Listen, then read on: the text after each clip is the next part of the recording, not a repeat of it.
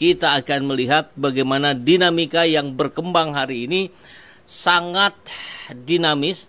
Munculnya nama Kaesang ini menjadi sebuah fenomena baru di jagat politik Indonesia setelah keberhasilan sang kakak yang diloloskan oleh Mahkamah Kakak Gibran Raka Buming Raka, dan adiknya diloloskan oleh MA Mahkamah Adik, begitu ya.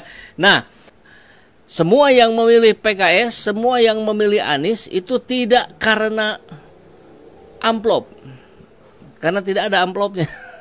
Apalagi isinya, buat amplopnya aja nggak ada, apalagi isinya. Tapi mereka memilih PKS dan Anies karena nilai-nilainya, karena rekam jejaknya.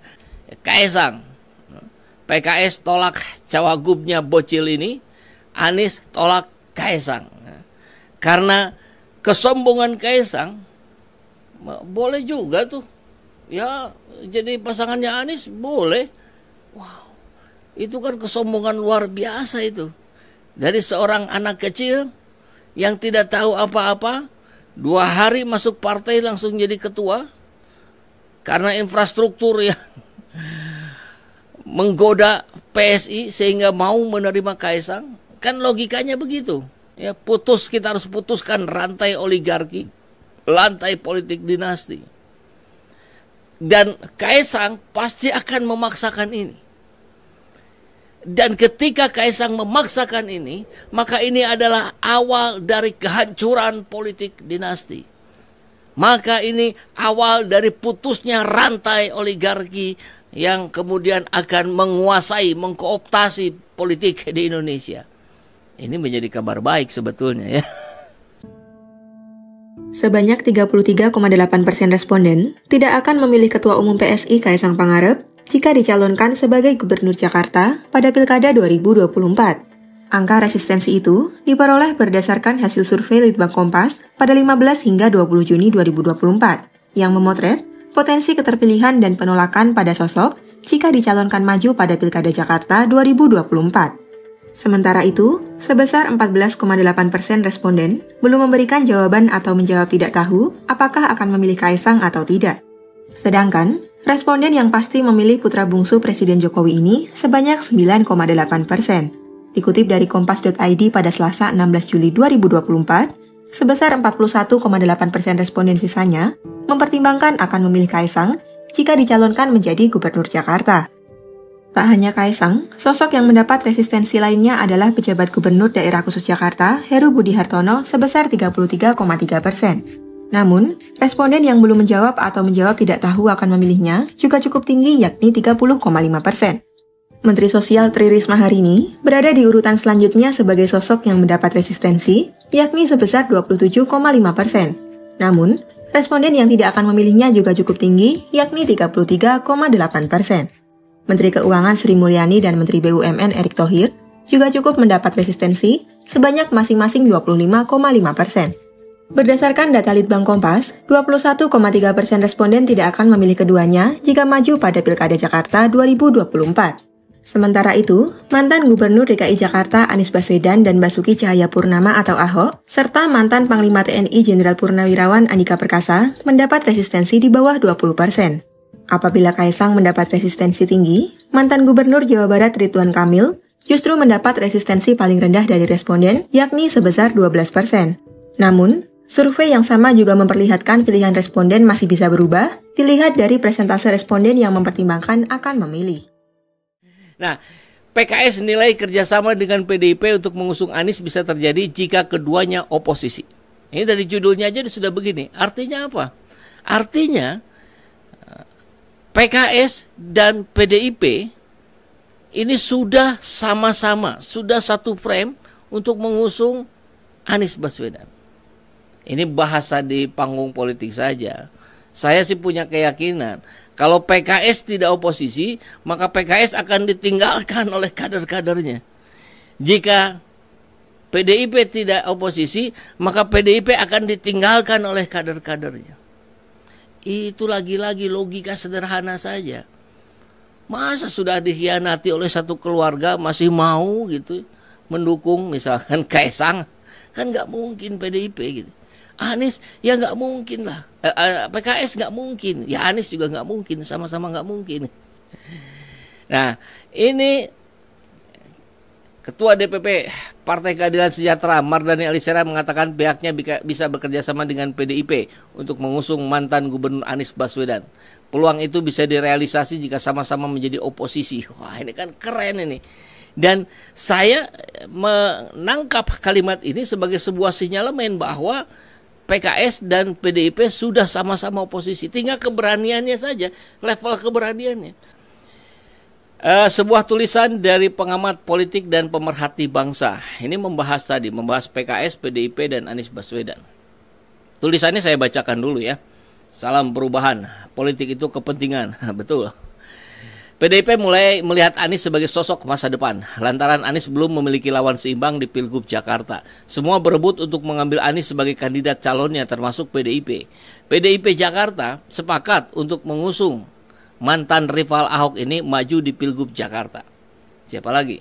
Ya Anies Baswedan maksudnya ya. DPW PDIP hanya menunggu persetujuan dari Ketua Umum Megawati Soekarno Putri. Keluar surat, PDIP akan deklarasikan Anies Baswedan. Nah, ini fenomena baru nanti ya. Menyusul PKB. PKB yang pertama kali mendeklarasikan Anies untuk Pilgub Jakarta 2 hari yang lalu ya. Kemarin Pak Anies main ya, berkunjung ke DPW PKB. Tidak kalah dengan manuver PDIP, Kaesang, Ketua Umum PSI ini juga memberi sinyal untuk mendampingi Anies sebagai cawagupnya. Apakah PSI bisa satu perahu dengan PDIP? Banyak pihak penasaran dengan isu ini. Ya, sangat mungkin tidak ada ya, tidak. Peluang itu sangat-sangat kecil kalau dibilang tidak ada. Tidak mau ketinggalan, PKS yang notabene menjadi backbone Anies Baswedan pun ikut melakukan manuver. PKS akan menjajaki komunikasi, katanya begitu ya. Apakah PKS juga akan setuju memasangkan Anies dan Kaesang? Dalam politik tidak ada yang mustahil. Memang, yang mustahil itu menghidupkan orang mati. Setelah itu semuanya mungkin terjadi. Nah, sebentar ya, PKS sebentar. Oke. PKS punya 18 kursi, PSI 8 kursi. Mungkinkah PKS mau mengalah dengan memberikan cawagup kepada Kaesang untuk mendampingi Anies? Kalau ini dijadikan syarat buat PKS untuk masuk koalisi istana, barangkali ini adalah win-win solution, kata penulisnya ya. Dan saya tidak sepakat, saya yakin Anies tidak akan melakukan itu, PKS tidak akan melakukan itu. Tidak ada makan siang gratis, semua ada harganya. Di politik harga itu bisa dinegosiasikan. Inilah seninya dalam berpolitik. Berlaku teori pertukaran cogito ergo sum. Aku memberi supaya Anda memberi. Pencalonan Anies, Kaesang kuncinya ada di PKS. Kalau PKS oke, semua akan oke. Kecuali PDIP yang tidak mudah bisa menerima Kaesang, putra bontot dari Presiden Jokowi ini. Apa kata dunia kalau PDIP ikut mengusung Anies, ikut mengusung Kaesang? Bagi PDIP, Anies Kaesang akan menciptakan dinamika internal partai politik.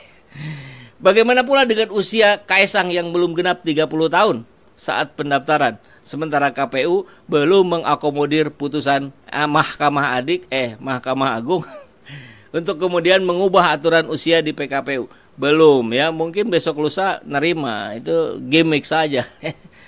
Secara moral ini akan menjadi persoalan, meski secara hukum semua bisa dikondisikan oleh intervensi politik.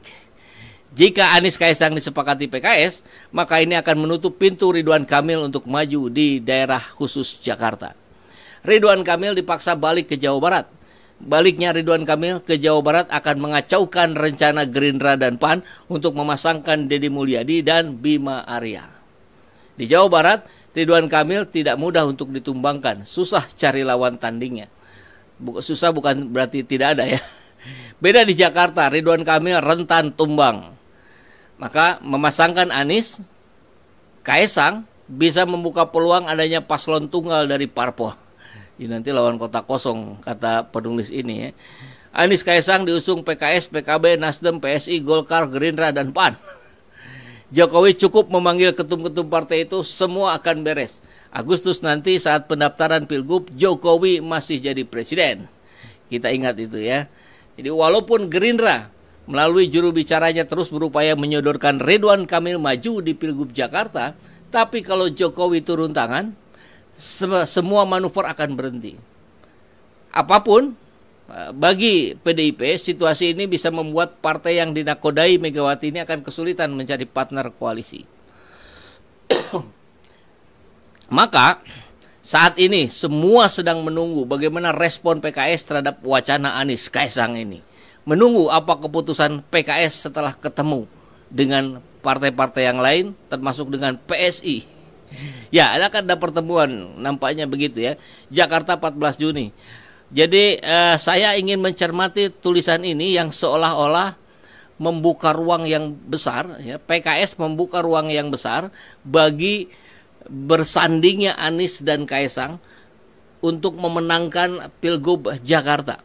Nah, ini yang saya tidak sepakat. Saya kira PKS tidak serendah itu, ya.